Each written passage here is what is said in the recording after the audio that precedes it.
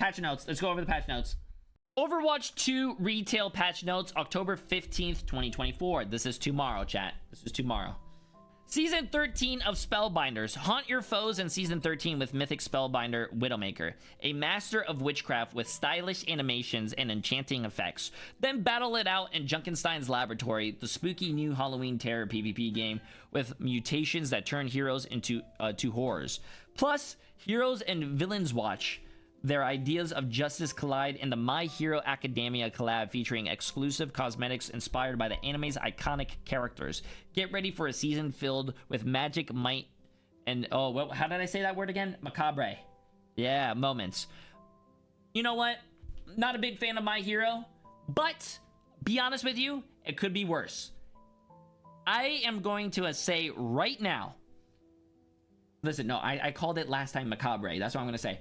I will tell you guys right now, if Overwatch ever does a JoJo collaboration, I will officially quit this game. And that is a threat to quitting this game. Listen, do any game you want. Do any anime you want. Not JoJo. JoJo is and Attack on Titan. I'm sorry, I said it. Attack on Titan, boring. But I guess that's what they want to do. We're not going to read all this, chat. Blah, blah, blah. If you guys want Overwatch 2 My Hero Academia skins, they're going to be available for a limited time only between October 17th to the 30th. That's all you guys need to do. No. You guys have Tracer as Deku, Reinhardt as All Might, Juna as Uravity, and Reaper as Tomura Shigaraki? I don't know how to say his name. And Kiri as Himiko. I don't know how to say their names, chat. I don't know. My excuse is I'm from Florida. Halloween Terror 2024. This Halloween, the Halloween Terror event delivers a spooky good time with both brand new and returning game modes. Experience the eerie madness of Junkenstein's Laboratory, a fast-paced team deathmatch where you can enhance your heroes with powerful cursed talent cards. You know what's really funny? There's talent cards in this. You know where there's no talent cards, chat? In PvE. I don't know why. Then return to the chilling co-op adventures of Junkenstein's Revenge, battling hordes of zombie omnics and monstrous bosses. Finally, uncover the terrifying secrets of Alder's Run and the Wrath of the Bride, a gripping PvE experience with puzzles, haunted castles, and jump scares. Face the frights and conquer the terror. Okay, cool. Hero Mastery Mode. If you guys are very interested in the Hero Mastery Mode, Cassidy and Brig are in there. Not really a big fan. But it sounds like it's a limited time. It says starting on October 31st through November 12th, you'll have a chance to perfect your skills with Cassidy's Peacekeeper or bash bots with the off the edge with Brig's Shield Bash. The only date that you guys are going to need to remember is November 9th, chat. Remember, November 9th is my birthday. It's going to be a great stream. If you guys send anything to my P.O. box for the stream room or for my birthday, we'll be opening it on that day. Yes. Also, if you guys want to send anything to Emily as well, Emily's birthday is November 2nd. I think it's November 2nd. If it's not, I'm gonna... If I'm dead, chat, I can't stream. Let's see. General updates. Oh, this is the coolest thing ever. This is actually one of the coolest things ever. Interactive scoreboard. That is so cool, chat. To give players easier access to social features, especially on controllers, we've added the ability to interact with the scoreboard. The interactive scoreboard is intended to make reporting faster and easier, but also to improve your social experience through whatever channels you prefer to communicate in or avoid entirely. The following features are now accessible through the interactive scoreboard. That is so cool. And one of the coolest things ever is adjusting the mic volume of other players. Bro, that is, dude, that is the best. I don't care about any of the hero changes. That is the best thing ever. Adjusting your mic volume, reporting other players, joining and or leaving voice chat. Don't do that. Joining and or leaving group chat. Muting team chat, muting match chat, and muting the text of other players. I'm gonna be honest with you, finally, chat, if there's someone that's too loud, you can turn them down. If someone is being dumb, you can report them. If you don't want to hear that person, just mute them. That's cool. You shouldn't leave voice chat though. If you don't like one person because they're being mean, just mute them and don't let that take away from your experience of communicating to your team. Don't listen, no, don't join voice chat. Got it. No, don't join voice chat, bro. I'm gonna be honest with you, Overwatch has been so boring when you just queue up for a game, you get in the game and no one talks. It's just boring. When you get games where people are talking, having fun, messing around, those are the best games. Matchmaking updates. Tuning changes to reduce queue times for wide matches in competitive play. And lost streak avoidance tuned down to prevent cases where it could increase worst case scenario queue times. We are not seeing any measurable impact from this tech in preventing lost streaks, and we're concerned that it might be making queue times longer, so we're scaling it back for now. Okay. Oh, this is role delta tuning tightened to try match ranks to match ranks on the roles on each team more closely. I like that. That's cool. That's cool. We believe that match quality improves significantly when you are matched closely with one of the members on the opposing team in the same role. We believe we could tighten this preference without significantly impacting queue times. I like that. Role delta has been updated to prioritize the tank role above any other roles. I agree with that because there's only one tank. When there's a big when there's a big tank gap, chat, it's very noticeable, and it's either good for the team or bad for the team. Good if you have the better tank, but at least it's going to be tighter now. We've been thinking about how to improve the tank experience from every angle to give them more even matchups and reduce one-sided matches for the whole team further. Okay, yep, that's good.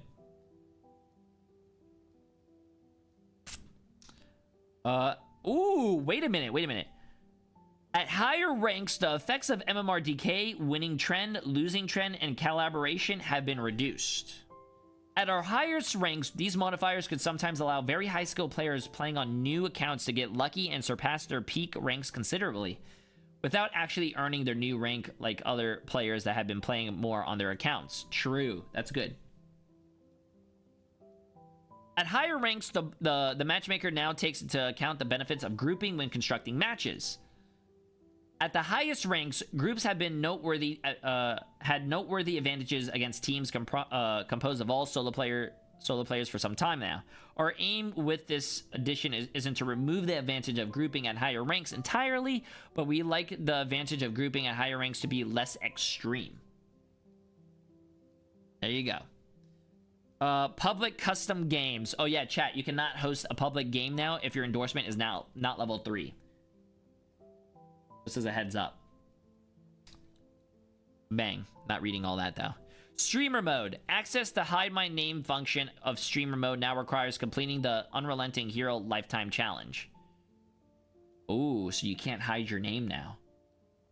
Wait, what? So Jay needs someone to host for him? What do you mean Jay needs someone to host for him? I am a beacon of light and positivity in this community. When someone says, wow, I want someone to be nice, I want someone to be wholesome, I want someone to be nice and strong with a full set of hair, the first thing they think of is me. No one else. Oh, this is cool. Challenge updates. Select challenges are now visible on the main menu. That's cool. Blah, blah, blah. I'm not going to read all that. I'm not going to read it. Shop updates. Mythic skin aspects. Add-on cosmetic is now added to the Mythic shop. Overwatch League store tab was removed and replaced by a separate button in the bottom of the shop menu, of the main shop tab, sorry. Competitive updates. This is where it's gonna get spicy. The requirements to appear on top 500 leaderboard have changed. The win requirement per season reduced from 50 to 25, and the season competitive challenge, 750 lifetime wins and competitive play is now required to complete to be eligible for any top 500 leaderboard in season 12. It doesn't really matter for you guys. It's top 500. Listen, it is what it is, chat. You guys, sorry. Hero updates, general. Whoa! Swapping your hero hides your selection on the enemy scoreboard for 15 seconds. They are trying to counter watch. Oh, shit. Oh, shit. Damn. So, if you pick a character, it seems like... Okay, let's just read the developer comments. This change adds more of a friction to counter swapping, especially in the extreme cases where two players on the opposite teams are both sitting in spawn with the scoreboard open and rapidly switch their heroes in response to each other's choices. Damn. That is pretty interesting, chat. That is pretty interesting. That's cool. So someone could swap Widow or swap Sombra, and you guys will not know. That's cool. We're going into tank. Tank, Maga, Incendiary Chain Gun. Ignite damage over time. Duration increase from 3 to 4 seconds. Increasing the duration of Maga's burn effect will help better reward for going for the smaller, harder to hit targets. Awesome. The next one is Ramatra. Your pummel no longer pierces barriers and now deals 2.5 times more damage to barriers. The developers say Ramatra's pummel projectile passing through barriers was a source of frustration for players trying to protect themselves or their allies. With these changes enabling Ramatra to deal critical damage to barriers, he will still be valuable hero choice against barrier mechanics, but he won't be immediately apply damage to players on the other side. I really want to know how Ramatra is going to be played out now. I feel like he's still going to be good, but against like Reinhardt and stuff, I don't think so. Reinhardt, barrier field, health reduced from 16 to 1500. This is just some fine tuning for the barrier health and regeneration rate, as it had become slightly too tough to break through. Whatever, chat. That's like a minor change. 100 shield health. Oh no. It's not the end of the world. So that's everything for tank. Maga, Ramatra, and Reinhardt. So now we go to damage. DPS characters. Hanzo. Base health increased from 225 to 250. They're reverting the Hanzo health. Oh, I think Hanzo actually might be a good pick. I don't know. We are reverting Hanzo back to his previous health now that it's possible to take out an opposing Hanzo with a well-aimed headshot thanks to the weapon damage changes. Okay, next one is Sojourn. Oh, this is going to be a very interesting one, chat, here. Sojourn, energy, her railgun no longer energy no longer stops degenerating at 25 energy. So it's going to go back down to 0. The time before the energy degeneration begins increased from 7 to 12 seconds. Almost double. Damn. Also, disruptor shot damage per second has increased from 60 to 80. And also now generates 25% of the damage done to enemy players as railgun energy. That's going to be interesting. These railgun changes swap out the the 25 minimum energy it decays for a longer time before it begins to okay, this is weird. Sorry, I couldn't read that. Sorry, Florida. These railgun changes swap out the 25 minimum energy it decays for a longer time before it begins to degenerate, which leaves some of the pressure to quickly use the secondary fire. I don't know why that was so weird to read. Disruptor shot is getting a damage increase to help its effectiveness as an area denial tool, and along with the additional utility through generating a small amount of railgun energy to make it more broadly useful. Sombra. Holy shit, Sombra gets a whole fucking like page.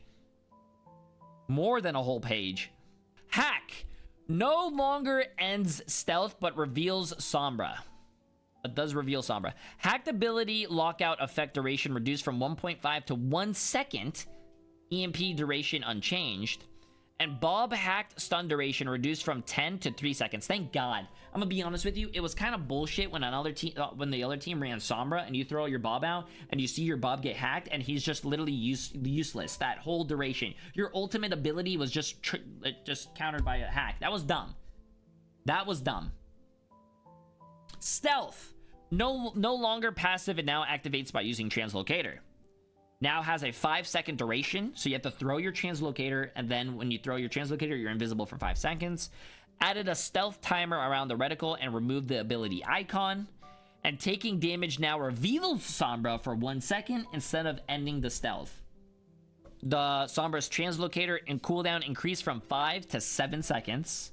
The EMP ultimate cost has been increased by 12%.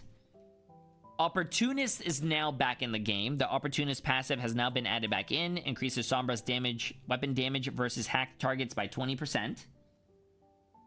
And see critically injured enemies through walls. Okay, the developers say this is a significant change to Sombra's playstyle in the hopes of making her more interactive for the opposing team and shifting some of her power from the utility of stealth and hack into increased lethality. Stealth having a limited duration less than the translocator cooldown is intended to create brief windows of vulnerability. It still enables Sombra to cross through some dangerous areas unseen, but really to hang around in the enemy's backline will require more from cover to cover, similar to other flanking heroes. Okay, that's pretty cool. So what it sounds like is when you throw your translocator is 7 seconds, but you're gonna have 5 seconds of invisibility, so you're still gonna have those two seconds of where you're visible, chat. No longer having stealth movement speed removed. Oh, sorry. No longer having the stealth movement speed removed upon taking damage also enhances its usefulness as an escaping tool. Okay, so the only characters changed for DPS are Sombra, Sojourn, and Hanzo. Not a lot of characters are getting changes. Okay, well, that's a mistype. I don't know why that says support. It's supposed to say healer. Baptiste. Baptiste Biotic Launcher. Primary fire recoil reduced by 30%. Wait.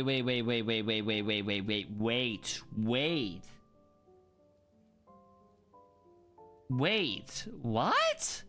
This change is aimed at reducing the fatigue resulting from controlling the recoil over longer periods of play more than trying to add power to Baptiste's primary fire. What? I don't think you need that. That's probably for console, but like, no. That's crazy that they don't want the Baptiste players to have fatigue when controlling the recoil. Okay, how about Soldier? Just don't give Soldier any fucking recoil then, because my wrist is hurting, chat. Come on, let's help the Soldier players. My wrist hurts. Ay. You know what this reminds me of, chat? Someone on the developer team is a Baptiste main, and they want to rank up. That's what it seems like. Brig repair pack cooldown increased from 5 to 5.5 seconds. Brig's healing output over the course of the match is quite high, so this is a slight adjustment to help bring that in line. Hey, a Brig nerf. You know what? I'll take that. Juno Medi Blaster fall off range reduced from 30 to 50 meters to 20 to 35 meters. Damn. They gutted that shit. They gutted that. Damn, bro. They said, Juno, bro. Healing per projectile reduced from 6.5 to 6 as well. On top of the fall off. Juno's healing output is too high for how much mobility she possesses, so we're now shortening her fall off range to increase the importance of positioning well with her mobility abilities. Oh my god. Okay, so there's some Clash updates, chat. We're gonna look at that. Some individual map updates. Oh, these are all the things that we already looked at. So if you guys want to look at all the map changes, I'm pretty sure I have a YouTube video on that and all the TikToks. What else is there? Okay, let's just go read that one last section. Clash updates, chat. Clash updates. Capture time on the final objective points A and E now increases for attackers as segments get secured consecutively from 1 times. Okay, I don't know how to fucking read this. From 1 times. Oh, it's each segment. So instead of it just being 111, it goes 0.7 to 1.1 to 1.4 to make the first segment easier to capture for attackers, but consecutive ones harder. Okay. It's the multiplier per tick. I understand now. Florida, my Florida Brian now understands. Defenders now respawn instantly as the first segment and second segment get secured instead of when the previous objective points B or D get captured. Oh, that's interesting. That's interesting. Unlock time for the final objective points A and E has been increased from 25 seconds to 27.5 seconds. An extra 2.5 seconds. I'm not gonna complain about that. I wish I had an extra 2.5 seconds on a lot of things. Decay rate on the final objective points A and E have been doubled for attackers to not lose their progress as quickly when stepping off the point. Okay. That's good, because usually when you step off the point for like a second, that shit goes fucking down really fast. So that's good. Capture time for defenders on objective points B and D have been increased by 10% to give attackers more opportunities to attack the point. Okay.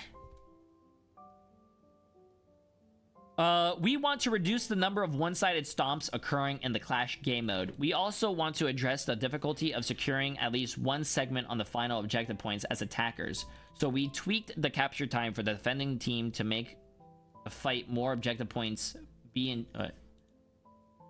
to make the fight for objective points B and D a bit more favorable for attackers. Okay. It seems like they want people to attack points A and E instead of when you call it, when you get to the last point, you just leave it alone and don't even try to attempt it. And because usually when people cap all the way to the last point, they just let the other people cap it because it's like almost near impossible. So yeah, it's pretty good. I don't know, chat. How do you feel about these changes? Baptiste. Okay, wait. I'm pretty sure there's a thing that I have. Hold on, give me a second. Okay, TLDR of the changes. So Ramatra, basically his nemesis form, Pommel, no longer pierces barriers, but deals 2.5 times damage to barriers, adding strategic death. Maga, Gunny Incendiary Chain Gun now applies ignite damage for 4 seconds instead of 3, making him more effective against smaller targets. Juno, healing range fall off reduced, requiring closer proximity to heal, and Mediblaster, healing slightly nerfed from 6.5 to 6. Sojourn, basically, railgun energy no longer holds a minimum of 25, but decays slower. And Disruptor Shot deals more damage from 60 to now 80, and generates railgun energy. Sombra, as well, stealth now triggers with Translocator and lasts for 5 seconds, but the cooldown is 7. And Opportunist passive returns, so you can see people through walls that are half health, and you also do 20% more damage to hacked enemies, and hack lockout time reduced to 1 second. Competitive play and matchmaking, improve the matchmaking to reduce the queue times and prioritize even tank matchups. High rank players and groups will have matchmaking adjustments to balance group advantages. Top 500 requirement, complete the season competitive challenge, which is 750 wins to appear on the top 500 leaderboard. And lowered role specific season threshold to 25 games per role. Pretty interesting. Also, what failed to be mentioned here is that to counterwatch, when you switch a character, when you switch a character and the other team hits tab, they won't see the character that you changed to for 15 seconds. 15 seconds, chat. So that's cool. If you die, let's say the other team goes Maga and you want to switch to a tank that's going to counter Maga, yep, they're not going to know that you countered them. Good change so you get popped by Widow because you didn't know they swapped. Yeah, that's what I mean. But you know what would be very interesting? I don't know what's more interesting. Doing that to prevent counterwatch from happening, or having a pick ban system for characters. Not a pick ban system, sorry, just a ban system for characters. And I don't want how they used to do a ban system back in the day where they were like, hey guys, we're gonna ban Widowmaker for a full week. I don't like that. I want it to be map specific. Like as soon as you get in a game like League, you ban what character you want on a specific map. Because I feel like if I go, let's say you get Havana and you don't want to play against a Widowmaker, you can ban Widowmaker. But that character that you're gonna ban on Havana is probably not gonna be the same character you're gonna ban on, like, let's say Nepal. So I feel like that would be very interesting. So let's see. Okay, friends, YouTube thinks you might like this next video, so let me know if they're right.